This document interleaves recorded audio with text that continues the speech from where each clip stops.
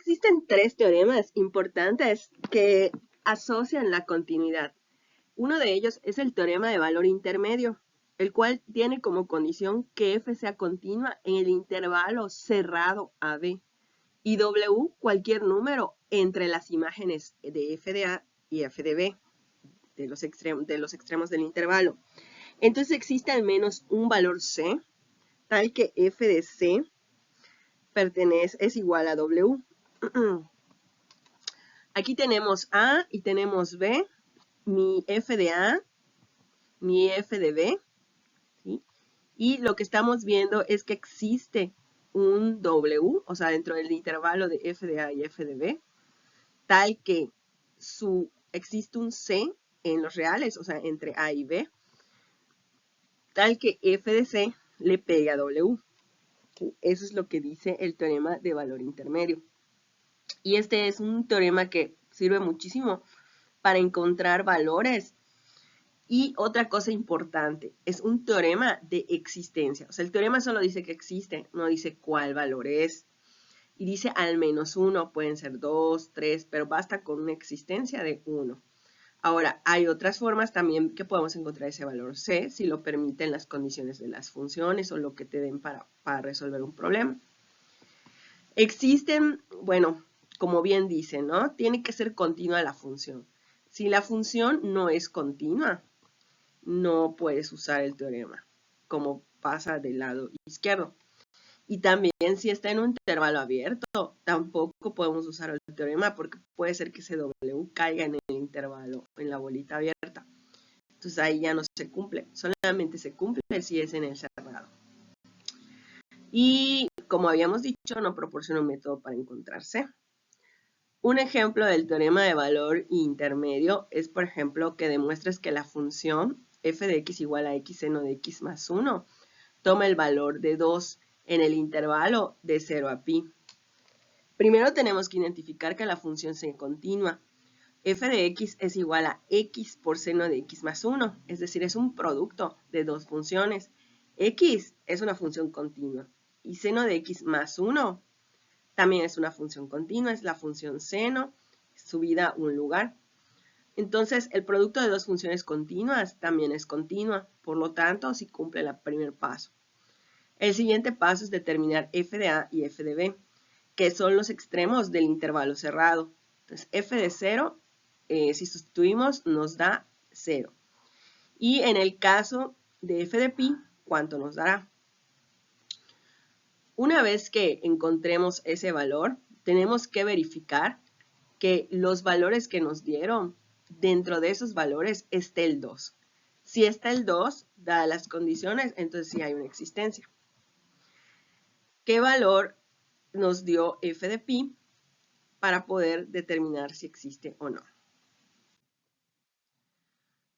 Otro ejemplo del teorema de valor intermedio es que tenemos un polinomio y que usemos el teorema para demostrar que existe un número real tal que le pegue f de a 100. Si graficamos, pues a lo mejor y sí lo vemos, ¿no? Por ejemplo, en esta gráfica no se aprecia, ¿no? Se va más elevado, no sabemos si f de a es 100. Sin embargo, acá, por ejemplo, no nos da un intervalo cerrado, pero nosotros podemos dar valores y hacer nuestro intervalo cerrado que tenga a 100 adentro, ¿ok? Por ejemplo, ¿cuánto nos dará f de 4? ¿Y cuánto nos dará f de 8? ¿Será que con esos valores ya podemos encontrar el valor? Si es así, pues ya tenemos la primera condición, la función es continua por ser un polinomio.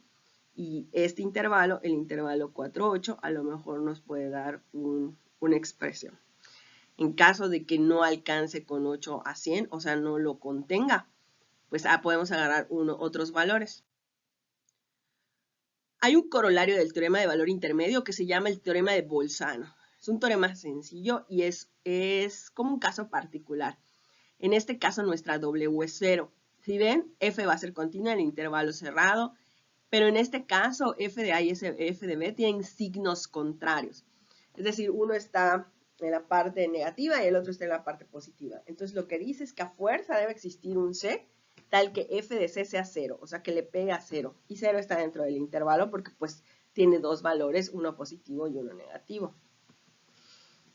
Entonces, a fuerza va a existir un valor al menos 1 que lo cumpla. Y pues esta también se usa para encontrar pues las intersecciones, son soluciones, raíces o ceros de una función. Un ejemplo es demuestra que la ecuación tiene una solución entre 0 y 1. Como ven, esta es una ecuación, no es una función, y nosotros estamos trabajando con funciones. Vamos a determinar una función pasando x menos 1 del otro lado de la igualdad. O sea, me va a quedar x quinta menos 3x cuadrada más menos 2x cúbica. ¿Y qué más? F igual a f de x. Ahora, una vez que ya tengo definida mi función, determino, me dice que si tiene una solución entre 0 y 1. Entonces, mi intervalo, ¿cuál va a ser mi intervalo cerrado? Y una vez definido ese intervalo cerrado, pues ahora cuánto me da f de 0 y cuánto me da f de 1. Cumple que sí son negativas, una negativa y una positiva. Sí, en ese caso existe una raíz entre 0 y 1.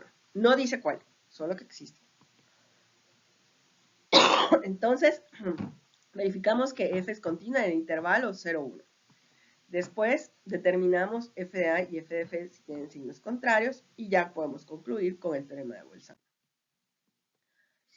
Demostrar que la función f de x tiene una raíz en el intervalo 0, 1. Vamos a determinar si existe o no. Dado que es un polinomio es continuo, entonces ¿cuánto nos dará f de 0 y f de 1? Y con eso ver si existe o no existe una raíz. Termina la siguiente ecuación. Tiene raíces en los reales en un intervalo de longitud 1. Aquí no nos dan los extremos o el intervalo donde lo voy a analizar. Yo tendría que ver, pero como aquí ven, esta es una ecuación. Vamos a dar la función, que la función va a ser f de x igual a x cúbica más 2x cuadrada. ¿Qué más? Y tiene raíces en los reales. Bueno, vamos a ver, estamos en cálculo. Entonces, la función que estamos dando es una función continua por ser polinómica en los reales. Por lo tanto, en cualquier intervalo cerrado, pues también va a ser continua, ¿no? Ahora tiene que ser longitud 1.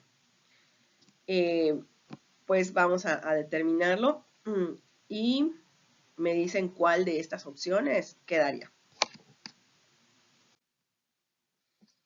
Otro tipo de ejemplo un poquito más aplicado que no requiere cálculos es este. Suponga en cualquier instante determinado, la temperatura sobre la superficie de la Tierra varía continuamente con la posición. Demuestra que en el ecuador existe al menos un par de puntos diametralmente opuestos en los que la temperatura es la misma.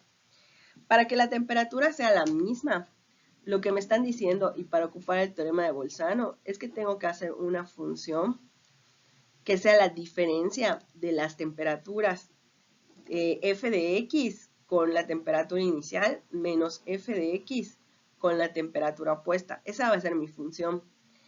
Ahora, el ecuador, si nosotros cortamos, es una circunferencia, ¿no? Cuyo, vamos a ver, dos dominios son de 0 a 2pi. Entonces, si tomamos un punto que se mueve, que sería, por ejemplo, en x igual a 0, el punto P, su punto diametralmente opuesto sería el negro. Si ambos tienen la misma temperatura, pues ya terminamos, porque estamos pidiendo una existencia. Entonces vamos a suponer que no tienen la misma temperatura, ¿no? Por lo tanto, si hago la diferencia de las temperaturas, pues si P es más caliente, pues va a ser positivo. Ahora, si P es más frío, va a ser negativo. Supongamos que es más caliente, entonces va a ser positivo. Y pues no sabemos cómo se va a comportar, supongamos que igual va a ser positivo, positivo, pero cuando llegue el P, el punto azul, al punto negro, aquí dijimos que la temperatura era menor, por lo tanto el signo va a cambiar de esa función.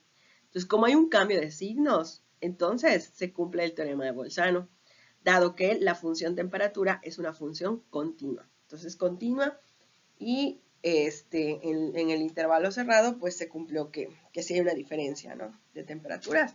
Por lo tanto, va a existir una en donde f de x1 menos f de x opuesto es igual a 0, o sea, va a cortar.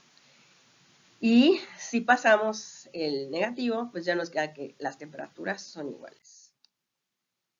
Otro de los teoremas es que si f es continua en el intervalo cerrado AB y f de c es distinto de 0 para todas las c, entonces o la función es positiva o la función es negativa. O sea, no va a cortar nunca el eje X.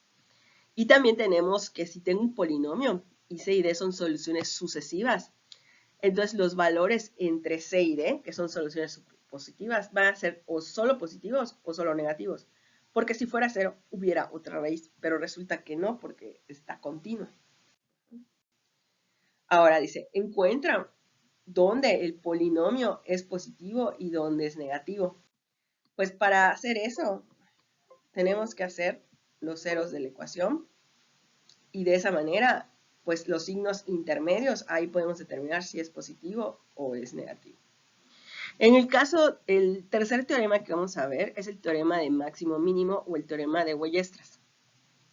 Dice que si f es continua en AB, entonces tiene al menos un máximo o un mínimo en ese intervalo. Fuerza tiene que tener.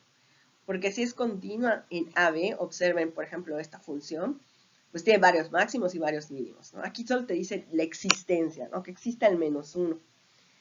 Entonces, ¿por qué? Porque es continua en el intervalo AB y por lo tanto es acotada, o sea, de ahí no va a pasar. Si no se puede ir para arriba o para abajo así mucho. Un ejemplo.